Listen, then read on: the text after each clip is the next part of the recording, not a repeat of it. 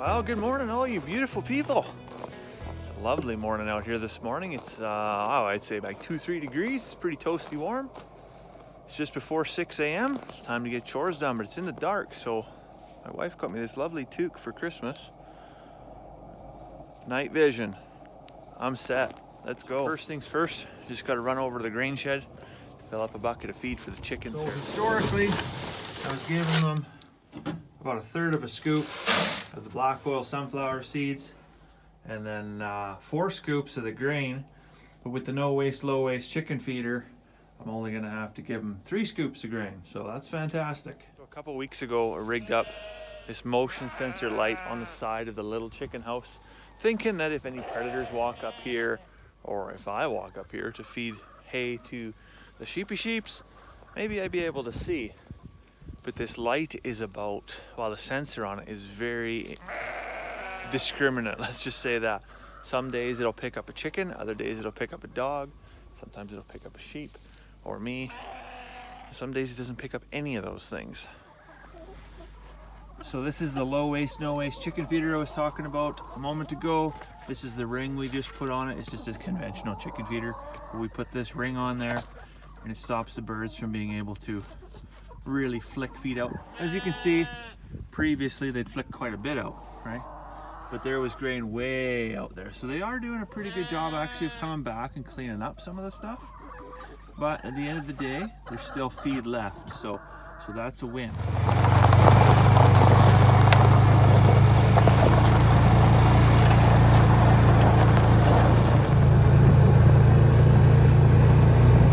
Good morning, piggy pigs.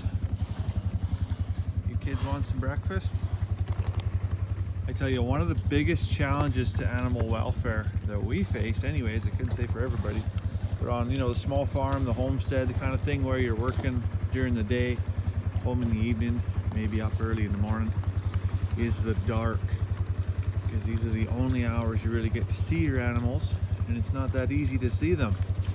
So oftentimes that's why it's so very important to spend as much time as you possibly can with your animals during your downtime, because if one of these animals were to get sick, there's a very good chance I may not catch it for a couple of days, because like I said, 15 minutes in the morning and the same in the evening kind of thing, and dark on both ends of the day, you really got to pay attention while you're there. So this here is our hay feeder.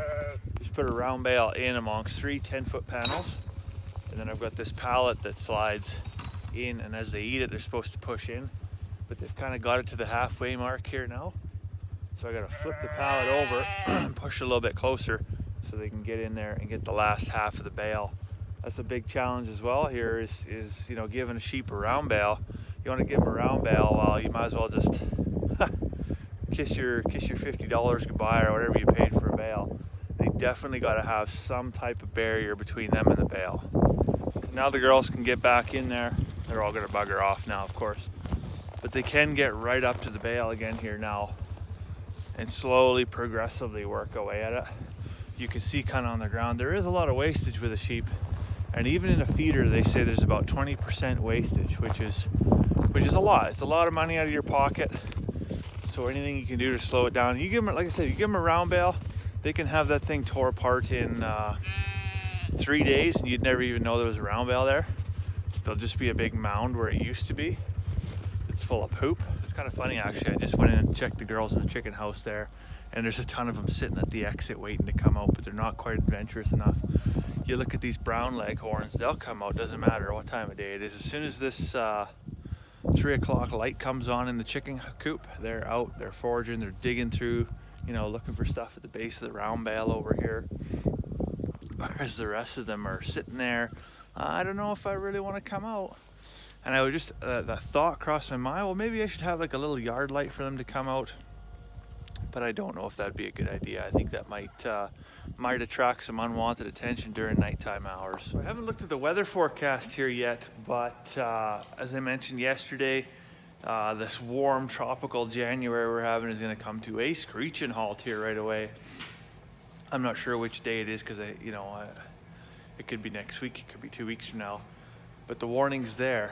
But this morning I came out and the wind is kind of coming out of the northeast, and that spells disaster. So we have this partially finished greenhouse project in here that I've been tinkering away at.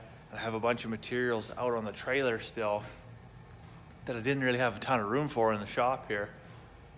But I think regardless of room, I'm just gonna have to make the sacrifice and get those things inside here today because, and again, I don't want to be a fortune teller, but I have this feeling that in the next 48 hours, we're gonna get a bunch of snow.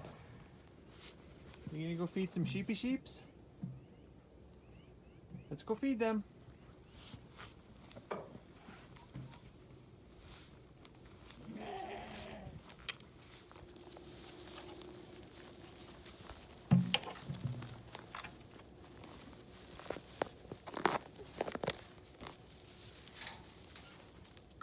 Need some help?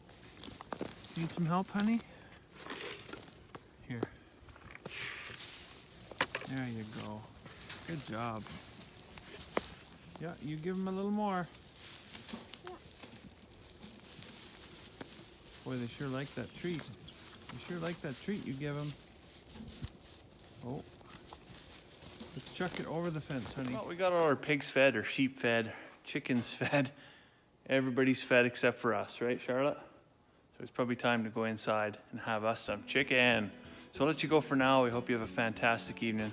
We'll see you tomorrow.